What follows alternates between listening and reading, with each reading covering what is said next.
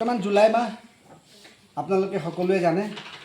July মাহটো ছাত্ৰ ছাত্ৰীসকলৰ কাৰণে এটা বিশেষ মাহ।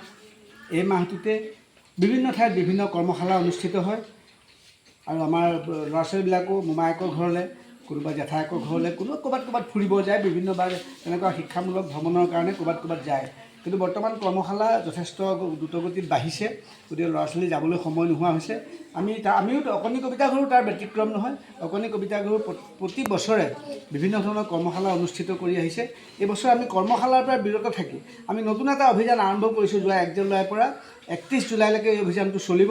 এই অভিযানটো হ'ল কি, নিচাযুক্ত দ্ৰব্য বন্ধ কৰক বা নিচামুক্ত এখন সমাজ গঢ়ি এটা পৰিয়াল গঢ়িবৰ কাৰণে আমি এইটো অভিযান চলাইছোঁ। প্ৰত্যেক ঘৰে ঘৰে প্ৰতিটো পৰিয়ালৰ পৰা আমি যাতে নিচা নাইকিয়া কৰিব পাৰোঁ, নিচা বস্তুটো আমি নাইকিয়া কৰিব, শিখৰ গুটখা আদিয়ে গোটেই বজাৰ ভৰি পৰিছে, ৰাক্ষস ৰূপ ধাৰণ কৰিছে।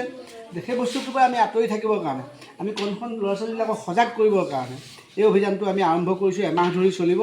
গতিকে আপোনালোকেও তাত সহযোগ কৰিব।